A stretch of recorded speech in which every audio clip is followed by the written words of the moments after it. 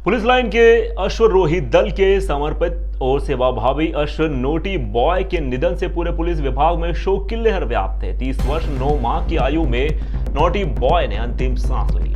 अपने सेवाकाल के दौरान उसने राष्ट्रीय और अखिल भारतीय स्तर पर कई पदक, जिनमें हॉर्स जंपिंग में स्वर्ण पदक ये भी शामिल था, अर्जित किए थे। नोटी बॉय की सेवाओं का स्मरण करते हुए पुलिस अधीक्षक उज्जैन ने पुलिस लाइन पहुंचकर उसे भावपूर्ण श्रद्धांजलि अर्पित की। इस अवसर पर अश्वरोही दल के सदस्य और पुलिस अधिकारी मौजूद रहे। सभी ने कहा कि नोटी बॉय ने अपनी अनुशासित सेवा, निष्ठा और अद्भुत प्रदर्शन से उज्जैन पुलिस का मान बढ़ाया है।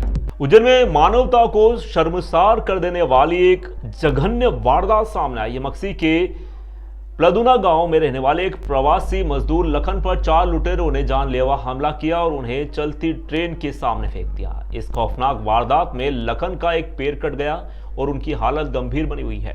यह पूरी घटना जीआरपी थाना क्षेत्र के अंतर्गत फ्रीगंज ब्रिज के पास पुलिया के नीचे हुई।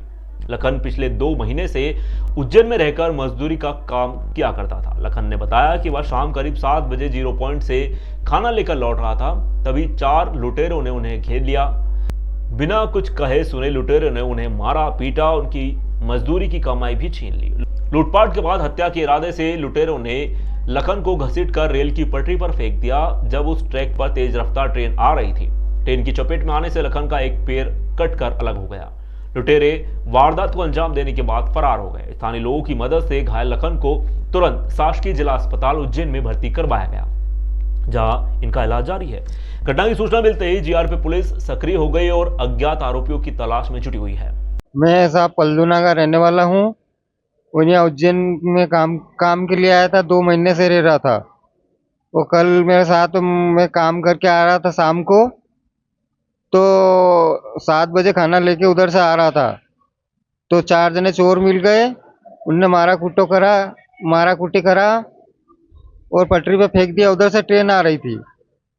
वो ट्रेन की जहाँ तक वो ट्रेन में नहीं दिया, वो जहाँ तक हटे को नहीं, मेरे पास से गए को नहीं। वो त्रिशूलगढ़ वाहिनी की ओर से 2 नवंबर को रामघाट से शुरू की गई उद्गम से संगम पर्यंत संपूर्ण शिप्रा प्रदक्षिणा यात्रा का बुधवार को रामघाट पर संतों के सानिध्य में एक दिया शिप्रा के नाम अभियान अंतर्गत 5100 दीप प्रज्वलन कर महाआरती के साथ समापन किया गया। इस अवसर पर मां शिप्रा को चुनरी अर्पित की गई। त्रिशूलगढ़ वाहिनी के आदित्य नागर व सुरेंद्र चतुर्वेदी ने बताया, महामंडलेश्वर शैलेशानंद गिरी व ज्ञानदास महाराज के सानिध्य में 550 किलोमीटर लंबी यात्रा ने 5 नवंबर को शिप्रा चंबल संगम महितपुर नारायणा धाम से उज्जैन में प्रवेश किया। चल समारोह के रूप में रामघाट आरती द्वार पहुंची। यात्रा का अंगारेश्वर महादेव, शांतिपनी आश्रम, दानी गेट सहित विभिन्न स्थानों पर स्वागत किया गया। रामघाट आरती द्वार पर महामंडलेश्वर शांति स्वरूपानंद, शैलेशानंद जी, ज्ञानदास महाराज, महंत मुनि शरणदास, महंत अनुपम राम स्नेही, महंत सेवानंद गिरी महाराज, अवधेश पुरी जी महाराज सहित उज्जैन के संत महंत महामंडलेश्वरों की मौजूदगी में शिप्रा पूजन, आरती, चुनरी समर्पण के बाद एक दिया शिप्रा के नाम अभियान की शुरुआत हुई। संतों ने मौजूद भक्तों को अविरल शिप्रा के लिए संकल्प दिलाया। जन समुदाय ने शपथ ली कि शिप्रा को स्वच्छ रखेंगे, जल प्रदूषित नहीं होने देंगे, शिप्रा अविरल बहती रहे, इसके लिए योगदान देंगे।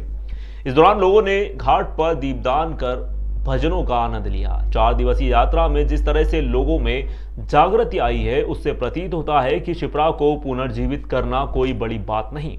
लोग बढ़ चढ़कर योगदान देने को तैयार हैं।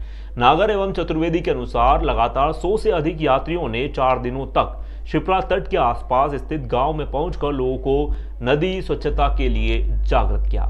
शिप्रा प्रदक्षिणा का उद्देश्य पावन शिप्रा नदी को उसके पौराणिक स्वरूप में लौटाना, उसे निर्मल करने के लिए जन जागरण और आम जन के जल संवर्धन के लिए प्रेरित करना था।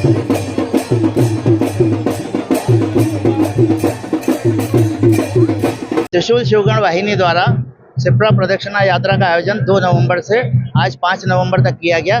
2 नवंबर को यहाँ रामघाट से सुबह यात्रा का प्रारंभ किया गया था। इसके उपरांत आज 5 नवंबर को एक दिया शिप्रा के नाम अभियान के साथ में हमने इस यात्रा को पूर्ण किया है। यात्रा का मुख्य उद्देश्य था हमारी मोक्षदायिनी शिप्रा मैया को प्रवाहमान बनाना और उसमें जो मिल रही गंदगी को रोकने के लिए और उसका जल जो है आचमन योग्य बने, इसके लिए लोगों में जन जागरण पैदा करना है, जल संवर्धन का भी काम करना है, जिससे हमारी शिप्रा मैया प्रभावमान हो। उसके लिए कई किसानों ने इस अवधि में, जो हम यात्रा के दौरान कम से कम 100 से 150 किसानों ने तालाब खोदने के लिए हाँ करा है कि वो शिप्रा मैया को तालाब खोद करके अपना जल अर्पित करेंगे। तो ये एक बड़ा अभियान है और जिसका उद्देश्य मात्र केवल पौराणिक रूप से शिप्रा मैया के स्वरूप को लौटाने का है। बिल्कुल, आज समापन के मौके पर हमारे द्वारा माँ शिप्रा की आरती की गई, उन्हें चुनरी भेंट की गई और हमारे साथ में संत समाज का बड़ा समूह है, जिसमें मंडलेश्वर गादीपति और संत महंत अनेकों मौजूद हैं। उन सब ने भी हमारे साथ में यात्रा के दौरान सहयोग किया। शिप्रा उद्गम से संगम की यात्रा हमने 2 नवंबर से प्रारंभ कर आज कार्तिक पूर्णिमा पर समापन किया है और इसका मूल उद्देश्य ये है कि संतों के आशीर्वाद से यह यात्रा प्रारंभ हुई और किसी भी सामाजिक संगठन द्वारा, धार्मिक संगठन द्वारा निकाली गई उज्जैन में यह प्रथम यात्रा है और इसलिए इस यात्रा को हमने संतों के आशीर्वाद से पूर्ण किया है। आज हम यह पूरी यात्रा का समापन संतों का आशीर्वाद यहाँ ले रहे हैं और हम शासन से इस संबंध में निश्चित रूप से मिलकर के माननीय मुख्यमंत्री, जो क्षिप्रा के सदैव प्रेमी रहे हैं, मोहन यादव जी, और उनको हम इस सारी क्षिप्रा की परिक्रमा यात्रा का ब्रीफ दे करके उनसे आग्रह करेंगे। सर्वप्रथम तो हम जो गंदे नाले इस क्षिप्रा में मिल रहे हैं उनको रोकने का प्रयास शासन स्तर पर हो, जो प्रदूषण मुक्त हो क्षिप्रा प्रवाहमान हो, क्षिप्रा कलकल बहे और आने वाले सिंहस्थ में 2028 के सिंहस्थ में करोड़ों हमारे भक्त जो आने वाले हैं, साधु संत, वो शुद्ध क्षिप्रा में स्नान करें, यह संकल्प लिया है। उज्जैन पुलिस लाइन हेलीपैड पर अत्याधुनिक वेटिंग लॉन्च का निर्माण किया जा रहा है। नगर निगम द्वारा करीब 60 लाख रुपए की लागत से बनाया जा रहा इस लॉन्च का लोकार्पण जल्द ही किया जाएगा। धार्मिक नगरी उज्जैन में अब वीआईपी अतिथियों के स्वागत सत्कार के लिए आधुनिक सुविधा उपलब्ध होने जा रही है। नगर निगम द्वारा उज्जैन हेलीपैड पर अत्याधुनिक वेटिंग लॉन्च का निर्माण करवाया जा रहा है। सभापति कलावती यादव एवं निगम आयुक्त अभिलाष मिश्रा ने निर्माण के अंतिम दौर पर चल रहे इस प्रोजेक्ट का निरीक्षण किया। बताया जा रहा है कि इस लॉन्च में आरामदायक बैठने की व्यवस्था, खान पान, वातानुकूलित कक्ष, आवश्यक प्रशासनिक सुविधाएं उपलब्ध होंगी। इस नई सुविधा से न केवल वीआईपी आगंतुकों को सहज अनुभव मिलेगा, बल्कि उज्जैन की सुव्यवस्थित और विकसित नगरी की छवि को भी मजबूती मिलेगी। नगर निगम उज्जैन के इस प्रोजेक्ट पर करीब 60 लाख रुपए खर्च किए जा रहा है। पहले जब भी कोई वीआईपी अतिथि उज्जैन आते थे तो अस्थायी व्यवस्था के तहत ही हेलीपैड पर इंतजाम किए जाते थे, लेकिन अब एक स्थायी वेटिंग लॉन्च बिल्डिंग तैयार की जा रही है, जिससे आने वाले अतिथियों को बेहतर सुविधाएं मिलेंगी। कलावती यादव ने कहा कि इस भवन का निर्माण कार्य लगभग पूरा हो चुका है, अब इसका इंटीरियर और अन्य व्यवस्थाओं का काम बाकी है। कमिश्नर अभिलाष मिश्रा के साथ हमने इसका अवलोकन किया है। सभी कार्य पूरे होने के बाद इसका लोकार्पण किया जाएगा। हेलीपैड लाउंज का निर्माण हो रहा है, जिसमें क्रू के लिए कक्ष है, वीवीआईपी कक्ष है, माननीय सीएम साहब का रूम है, आगंतुकों के बैठने की व्यवस्था है और वहाँ पे जितनी भी तरह की सुविधाएं चाहिए वो भी उपलब्ध हैं और सुचारू रूप से जैसे एक अच्छा लाउंज प्रस्तुत होता है वहाँ पे लोग अपने आके बैठ सकें, अच्छे एनवायरनमेंट में मीटिंग कर सकें, इसके लिए है। अभी निर्माण कार्य लगभग पूर्ण हो चुका है और अब इंटीरियर और फर्नीचर का जो काम जो है उसके लिए टेंडर लग रहा है और ये लगभग अगले 3 महीने में ये काम संभवतः समाप्त हो जाएगा। लगभग अभी इसमें 60 लाख रुपए का काम सैंक्शन था निगम अध्यक्ष महोदय के मत से और अब इसमें आगे जो काम है वो फर्नीचर का और जो इंटीरियर्स का है वो भी लगभग अभी एस्टिमेट बन रहा है, जिसका टेंडर लगना है, तो उसमें भी लगभग 40 लाख रुपए के आसपास का अनुमानित लागत आएगी। तो इसको मिला के फिर ये हेलीपैड लाउंज अच्छा व्यवस्थित निर्माण हो पाएगा।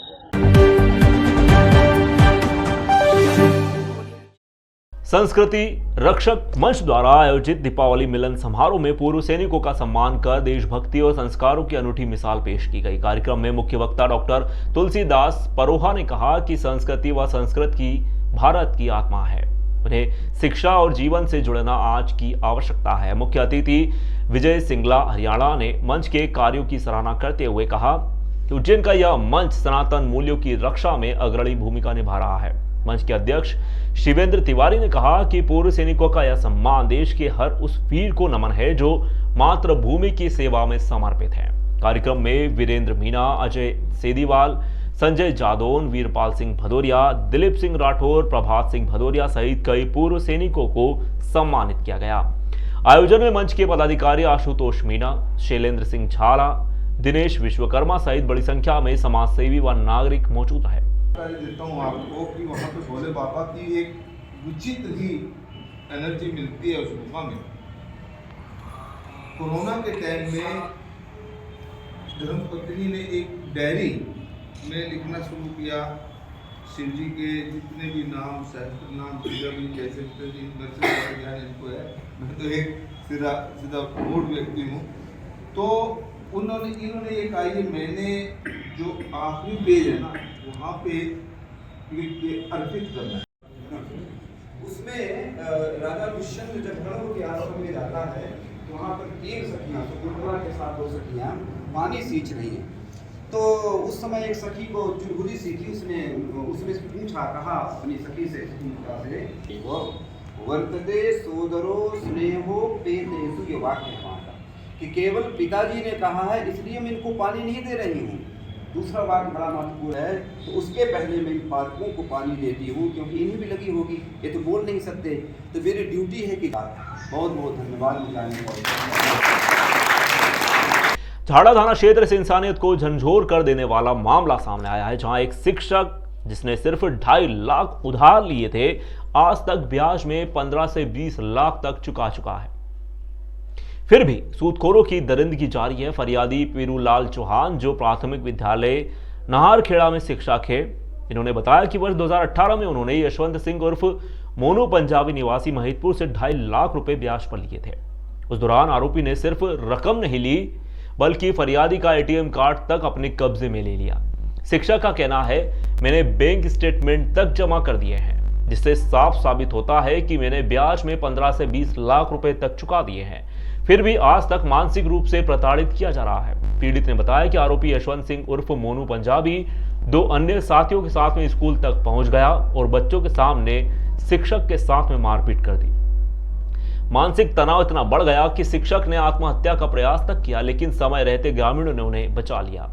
इस दर्दनाक प्रकरण ने पूरे क्षेत्र को झंझोर कर रख दिया है। सवाल यह है कि क्या ब्याजखोर अब सरकारी शिक्षकों तक को स्कूल में जाकर धमकाने लगे हैं? क्या प्रशासन ऐसे लोगों को खुली छूट दे रहा है जो कानून और मानवता दोनों का गला घोंट रहे हैं? इस पूरे मामले में अनुविभागीय पुलिस अधिकारी महितपुर जेडेन लिंग जेरपा ने बताया कि दोनों पक्षों को गुरुवार को बुलवाया गया है। जांच के बाद उचित कार्रवाई की जाएगी।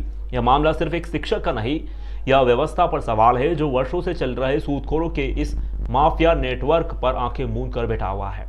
समाज को अब तय करना होगा कि हम चुप रहेंगे या इस ब्याजखोरी के काले धंधे के खिलाफ एकजुट होकर आवाज उठाएंगे। मेरे 2018 में उसके पास से 2 लाख रुपए लिए थे, तो मैं मतलब उसके 10 गुना दे चुका हूँ बैंक ट्रांजैक्शन के माध्यम से, और उसके पास मेरा एटीएम भी है, उससे वो निकालता रहता है पैसा। 2018 से निकाल रहा है। मैं उसको कम से कम 15-20 लाख रुपए दे चुका हूँ। आपने पैसा कितने % में लिया था उनसे? उससे 10% में लिया था सर। अभी तक कितना भुगतान कर चुके हैं आप उसे? उसको सर मैं 15-20 लाख रुपए कर चुका हूँ भुगतान। और अभी उसकी मांग रहती है, मांगता रहता है पैसे आपसे? अभी मांगता रहता है। वो अगर नहीं देता हूँ तो बोलता है कि चेक बाउंस करा दूँगा, जेल भिजवा दूँगा, वो नौकरी को खा जाऊँगा। अभी ताज़ा घटना क्या हुई है? सर 3 तारीख के दिन वो स्कूल में आया 3 बजे प्राथमिक विद्यालय नाहरखेड़ा में, और मैं स्कूल में बच्चों को पढ़ा रहा था, तो मेरे को पकड़ के बाहर लाया और मेरे को मारा उसने कि तू पैसे दे रहा, ज़्यादा समझदार बन रहा है, पैसे देगा तो जान से मार दूंगा। और मेरे साथ मारपीट करी सर उसने, और कुछ कहा जातिगत शब्दों से गालियाँ भी दी। उस संबंध में मैंने झाड़ा थाने में रिपोर्ट दर्ज करवाई।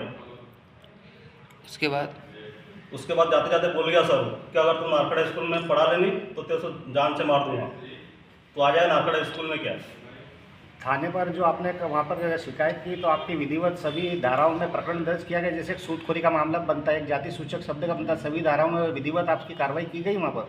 सर जाति सूचक और मारपीट का साधारण मामला दर्ज किया गया है, और शासकीय कार्य में बाधा वगैरह का कोई भी केस दर्ज नहीं किया गया। आरोपी की गिरफ्तारी हुई कि नहीं? अभी नहीं हुई सर। मैं झालड़ा थाने में गया था सुबह आज, तो बोला कि अभी उसको कार्रवाई करेंगे, बहुत अच्छी कार्रवाई करें। अभी तक वो घूम रहा है ऐसा ही। अभी दिखा था मेरे महितपुर में। कौन से स्कूल में मारपीट हुई थी आपके साथ में? शासकीय प्राथमिक विद्यालय नाहरखेड़ा। अब आपकी क्या मांग है? मेरी मांग है कि प्रशासन से निवेदन है कि उसके ऊपर उचित से उचित कार्रवाई करें। आपने उनको पैसे कैसे दिए? अभी तक कितना पैसा दे चुके हो आप? उसको सर मैं 15-20 लाख रुपए दे चुका हूँ। कैसे दिए पैसे? किस माध्यम से दिए आपने? 5-6 लाख रुपया तो मैंने ऑनलाइन ट्रांजेक्शन किया जी। और मेरा एटीएम और चेक उसी के बाद से वो उससे एटीएम से निकालते रहता है हर महीने। मैं विजय सूर्यवंशी, रिटायर्ड शिक्षक, अभी उज्जैन जिले के अंदर लगभग 1 महीने के अंदर अनुसूचित जाति वर्ग के लोगों पर, चाहे वो सरकारी कर्मचारी हो, चाहे प्राइवेट हो, चाहे मजदूर हो, किसान हो या गरीब हो, उन पर अत्याचार हो रहा है और शासन इस पर ध्यान नहीं दे रही है। शासन के पास जाते हैं, आवेदन करते हैं, निवेदन करते हैं और हम ज्ञापन भी देते हैं, तो भी शासन इस पर गौर नहीं करती और पीड़ित व्यक्तियों के साथ कोई सहयोग नहीं करती है। हमारे वर्ग के लोगों के जितने भी साथी लोग हैं वो पूरी तौर से ताकत से हम उनके साथ खड़े हो जाते हैं, उनको सपोर्ट करते हैं। लेकिन शासन को चाहिए कि हमारे मुखिया श्री मोहनलाल जी यादव जी को सोचना चाहिए, यादव जी जो हमारे प्रदेश के मुखिया हैं, कि जो जहाँ जहाँ पे अनुसूचित जाति और जनजाति और ओबीसी पे अत्याचार हो रहे हैं, तो जो व्यक्ति अत्याचारी है उसके खिलाफ दंडात्मक कार्रवाई होना चाहिए, तो सुधरेंगे, वरना ये नहीं सुधरेंगे। आज एक शिक्षक के साथ हुआ, कल किसी और के साथ हुआ। स्कूल के अंदर घुसकर सरकारी कार्य में बाधा करने के अलावा उसको गंदी गंदी गाली देना, मारना, कूटना और उस पर अत्याचार करना, उसको प्रताड़ित करना, यह क्या न्याय है? लोकतंत्र तो खत्म हो चुका। अगर ऐसे ही रहा तो लोकतंत्र बचा कहाँ? पुलिस को सख्त कार्रवाई करना चाहिए, तो पुलिस के अधिकारी लोग पैसा खा जाते हैं, कार्रवाई नहीं करते, तो कैसे काम चलेगा? ये सिर्फ एक नारखेड़ा वाले पिरुलाल सर है जो वही सामने आ रहे हैं। ऐसे अनगिनत बहुत सारे मामले हैं। मैं मैदपुर की बता दूं कि गोपनीय रिपोर्ट मेरे पास के 25 से 30 मास्टर जो सरदार है उसके कब्जे में है, जिनकी तनख्वाह लेता है। आज मैंने मध्य प्रदेश में पूरी बात करूं तो भूमाफिया से प्रताड़ित लोग हैं, लेकिन आज मैं देख रहा हूं कि ब्याजखोर और जो मामला दिनों दिन बढ़ता जा रहा है। शहरों में ब्याज के बाद बढ़ते चलते 10%, 15%, गाँव में आज भी 2% 3% ब्याज। लेकिन मैदपुर में जो ये मामला दिदिर गाँव के प्लान में, मैं मध्य प्रदेश सरकार से भी ये कहना चाहूँगा कि आखिर तुम्हारी क्या मजबूरी है कि इन पर आप कार्रवाई नहीं कर रहे। एक मास्टर को शासकीय एक शिक्षक होता है और राष्ट्र निर्माता होता है और बच्चे उससे बहुत कुछ सीखते हैं, लेकिन आज एक बच्चे के सामने एक जाता है गुंडा, ब्याजखोर और इनके साथ बदतमीजी करता है, जातियों से अपमानित करते हैं, जातियों से गाली देते हैं। सर का परिवार डरा हुआ है, इनके परिवार से मैं मिला हूँ और ऐसी स्थिति आ गई है, घर से बाहर निकलने की स्थिति नहीं आ रही। आज ये दबाव में कुछ कह नहीं पा रहे मीडिया साथियों, लेकिन दर्द इनको है। 2.5 लाख का 25 लाख रुपया वसूल कर चुका है। ऐसे ब्याजखोरों पे तत्काल कार्रवाई करें। जिस प्रकार उज्जैन के कप्तान एसपी साहब ने उज्जैन में सारे ब्याजखोरों को सफाया करा, ऐसा ग्रामीण क्षेत्रों में भी सफाया करने का अभियान चलाने की जरूरत है। अगर प्रशासन समझ जाए, इनको अरेस्ट करे, अगर नहीं करती है तो आपको पता है कि समाज ऐसे पीड़ित लोगों के साथ रहकर पूरा आंदोलन करेगी और जो जो लोग ब्याजखोर से धंधा कर रहे हैं उनको सबक सिखाने का काम करेगी। ये भयभीत तो दिख ही रहे हैं सामने, किस प्रकार से इनको प्रताड़ित किया गया और ये भी सुनने में आया था कि ये अपनी जीवन लीला समाप्त करने तक बात पहुंच गई थी और ये संगठन के पास आपके पास पहुंचे और आपने इनकी आवाज़ उठाई है, तो अब इनको संगठन क्या मदद करेगा आगे? साथियों, पत्रकार बंधुओं, संगठन तो हमेशा सबके साथ जो पीड़ित है, सब जाति, सभी धर्मों के साथ जो भी हमारे पास आएगा उनके साथ, लेकिन सर के साथ हम इसलिए कि वास्तव में डरे हुए, सहमे हुए। और ये जो रांगी सर है, रांगी सर भी उनसे पैसे ले लिया, तो रांगी सर को लगा था आज पिरुलाल जी के साथ घटना घटी, ऐसी किसी मेरे साथ भी किसी दिन घटना हो सकती, मेरी जान को खतरा है, क्योंकि वो तो बाउंसर रखते हैं, गुंडे रखते, साथ में लेके चलते हैं। ये आत्महत्या करने जा रहे थे जी, ये सुसाइड करने की फिर भाटिया जी है इनके मित्र और लालाराम आठ साहब, इन्होंने विश्वास बनाया और फिर उज्जैन लेके आए मेरे पास, कल ही उज्जैन लेके आए। फिर हमने कल एसपी साहब को एक आवेदन दिया है कि इस पर कार्रवाई के लिए, अगर कल इनके साथ अगर कोई वरिष्ठ अध्यापक नहीं होते तो ये सुसाइड कर सकते थे। एक आह्वान भी होना चाहिए, आप जैसे संगठन का प्रतिनिधित्व करते हैं और अन्य भी जो पिछड़े हैं अपने जिससे प्रभावित है या प्रताड़ित है किसी वो आगे आए, तो उसके लिए आपकी क्या अपील रहेगी? मैं आपके माध्यम से अपील कर रहा हूँ कि पूरे मध्य प्रदेश, मैदपुर नहीं पूरे मध्य प्रदेश के अगर जो भी भूमाफिया से या ब्याजखोरों से अगर प्रताड़ित है तो हमारे से संपर्क करें। मैं एडवोकेट के साथ न्याय तो दिलाऊंगा, लेकिन एक संगठन के माध्यम से भी उनकी अभी मैं राष्ट्रीय मानवाधिकार आयोग का मैं प्रदेश अध्यक्ष भी, प्रेसिडेंट भी, उनकी चिट्ठी मानवाधिकार आयोग को भी लिख रहा हूँ, अनुसूचित जनजाति आयोग को भी लिख रहा हूँ, वित्त मंत्रालय को भी लिख रहा हूँ कि आखिर उस ब्याजखोर माफिया को तुमने क्या लाइसेंस दे रखा है जो 10%, 20% और चेक ले लेता है, ATM ले लेता है। सर से कहना चाहता हूं कि आरबीआई को पत्र लिखिए कि आपका एटीएम फलाना फलाना आदमी के पास चल रहा है, उसकी कॉल डिटेल निकाल के उस पर मुकदमा दर्ज किया जाए।